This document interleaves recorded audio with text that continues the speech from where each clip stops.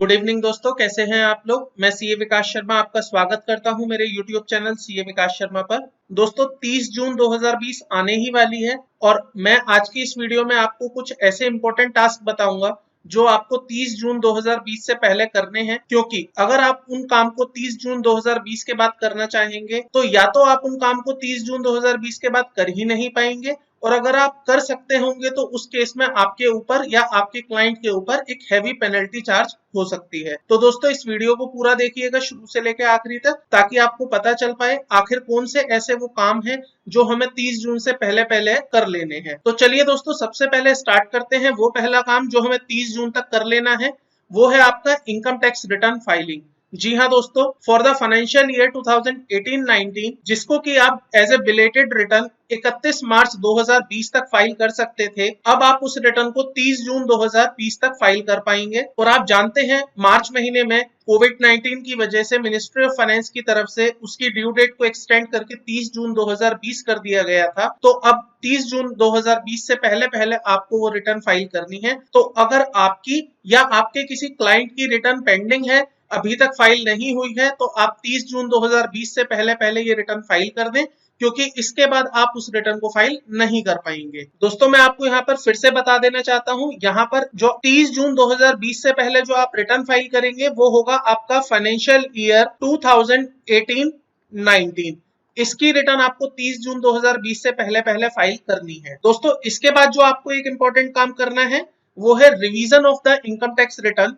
जी हाँ दोस्तों, अगर आपकी फाइनेंशियल ईयर 18-19 की आप ऑलरेडी रिटर्न फाइल कर चुके हैं और किसी वजह से आप उसको रिवाइज करना चाहते हैं, तो उसकी जो ओरिजिनल ड्यू डेट थी वो 31 मार्च 2020 थी, तो गवर्नमेंट की तरफ से इसको भी एक्सटेंड करके 30 जून 2020 किया गया था।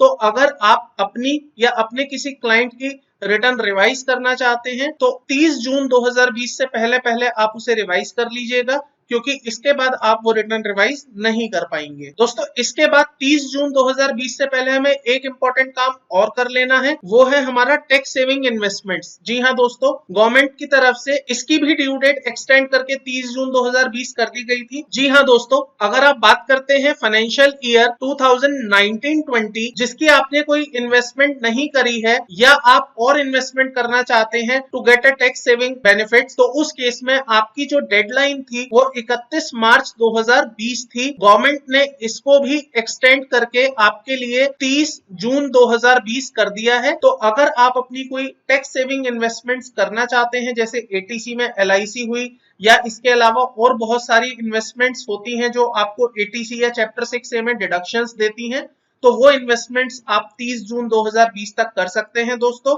ताकि आपको उसका बेनिफिट फाइनेंशियल ईयर 2019-20 की रिटर्न में मिल जाए। दोस्तों इसके बाद एक और एक्टिविटी देख लेते हैं जो हमें 30 जून से पहले पहले करनी है, वो है हमारा पैन लिंक विद आधार। जी हाँ दोस्तों, गवर्नमेंट की तरफ से 30 जून इसकी भी आखिरी डेट है, तो आपको 30 जून 2020 से पहले पहले अपने पैन और आधार को लिंक कर लेना है। मैं आपको ये चीज पहले से इसलिए बता रहा हूं क्योंकि सम टाइम आपके आधार या पैन का डेटा मिसमैच हो सकता है, तो आपके पास अभी भी टाइम है कि या तो आप अपने पैन को अपडेट कराएं या आप अपने आधार को अपडेट कराएं और उसको इजीली सक्सेसफुली लिंक कर पाएं। दोस्तों अगर आप अपना पैन और आधार 30 जून तक नहीं लिंक कराते हैं तो उस केस में आपका पैन डीएक्टिवेट हो सकता है और वो पेन आप कहीं पर भी यूज नहीं कर पाएंगे जहां जहां पर आपको पेन यूज करने की रिकमेंडेशन दी जाती है, जैसे कि आपकी फाइनेंशियल ट्रांजैक्शंस। और दोस्तों यहां तक कि आपके ऊपर 10,000 रुपए की पेनल्टी भी इम्पोज हो सकती है। तो ऐसे में आप अपने पेन को आधार से 30 जून 2020 से पहले पहले लिंक करवा लीजिए। दोस्तों इसके बाद क्या काम है जो हमें 30 जून से पहले करना है, वो है TDS return for the quarter 4। तो दोस्तों आपने फाइनेंशियल ईयर 2019-20 की जो क्वार्टर 4 की रिटर्न है जिसकी ड्यू डेट 31 मई थी, उसको गवर्नमेंट की तरफ से इंक्रीज करके 30 जून 2020 कर दिया गया था। तो 30 जून 2020 से पहले पहले आपको क्वार्टर 4 की रिटर्न भी अपनी फाइल करनी है टीडीएस की, जिसमें आपकी सैलरी की रिटर्न और अदर देन सैलरी दोनों की ही रिटर्न कवर है। तो आप 30 जून 2020 से पहले पहले अपनी क्वार्टर 4 की रिटर्न भी फाइल कर लें, अदरवाइज आपके ऊपर इसमें पेनल्टी लग जाएगी। दोस्तों फिर बात कर लेते हैं अगली एक्टिविटी जो है हमारी जीएसटी रिटर्न। तो जैसा कि आप सभी जानते हैं और मैंने इसके ऊपर एक ऑलरेडी वीडियो बना रखी है जिसमें मैंने आपको बताया था कि फरवरी से लेके अप्रैल 2020 तक की जीएसटी की रिटर्न गवर्नमेंट ने इंक्रीज करके जून कर दी थी।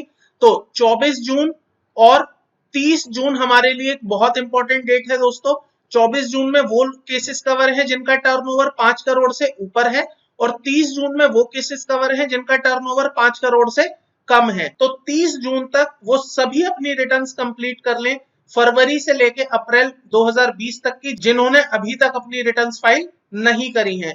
क्योंकि दोस्तों 30 जून के बाद अगर आप अपनी रिटर्न फाइल करते हैं तो उस केस में आपके ऊपर हैवी पेनल्टी इंपोज की जा सकती है। गवर्नमेंट ने ये रिलैक्सेशन आपको 30 जून तक दे रखा है कि बिना किसी लेट फीस के आप 30 जून तक अपनी रिटर्न फाइल कर सकते हैं। उसके ऊपर अगर आप रिटर्न फाइल करते हैं तो आपको लेट फीस का वेवर नहीं दिया जाएगा। तो दोस्तों ये थी वो कुछ इंपॉर्टेंट ड्यू डेट्स और इंपॉर्टेंट बातें जो हमें याद रखनी है और किसी भी सूरत में हमें 30 जून से पहले पहले उन सभी एक्टिविटीज को कंप्लीट कर लेना है, चाहे वो आपके अपने बिजनेसेस के लिए हो, चाहे वो आपके क्लाइंट्स के लिए हो, ताकि आपको या आपके किसी भी क्लाइंट को हैवी लेट फीस, पेनल्टीज या किसी भी प्रकार की प्रॉब्लम का सामना ना करना पड़े। तो दोस्तों याद रखिएगा 30 जून से पहले पहले आप ये सारी एक्टिविटी टाइमली परफॉर्म करें और आप ड्यू डेट्स का, एंड डेट्स का इंतजार ना करें। अभी भी आपके पास टाइम है, आप उन चीजों को टाइम टू टाइम कंप्लीट करते चलें ताकि आप या आपके क्लाइंट्स को किसी भी तरह की प्रॉब्लम ना हो। आई होप दोस्तों आपको मेरी वीडियो पसंद आई होगी। अगर आपको इस वीडियो से रिलेटेड या इनकम टैक्स एंड जीएसटी में किसी भी टॉपिक से रिलेटेड अगर आपको किसी भी तरह की कोई प्रॉब्लम है तो आप मुझे मेरे दिए गए कॉन्टैक्ट नंबर पर कॉन्टैक्ट कर सकते हैं। आप अपनी क्वेरी मुझे व्हाट्सएप कर सकते हैं। अगर आपकी क्वेरी लेंथी है तो आप मुझे ईमेल कर सकते हैं। इवन आप अपने क्वेश्चंस कमेंट बॉक्स में डालकर भी मुझसे पूछ सकते हैं। मैं आपकी हर क्वेरी को डेफिनेटली आंसर करूंगा। दोस्तों अगर आपने मेरा चैनल अभी तक सब्सक्राइब नहीं किया है तो प्लीज इसे सब्सक्राइब कर लें एंड बेल आइकन को भी प्रेस कर दें ताकि मेरे द्वारा लाई गई लेटेस्ट वीडियोस की नोटिफिकेशन आपको टाइम टाइम पर मिलती रहे। तो दोस्तों आज की इस वीडियो में इतना ही था। जल्द ही मिलता हूं एक नई वीडियो के साथ, नए टॉपिक के साथ। तब तक के लिए थैंक यू, बाय बाय।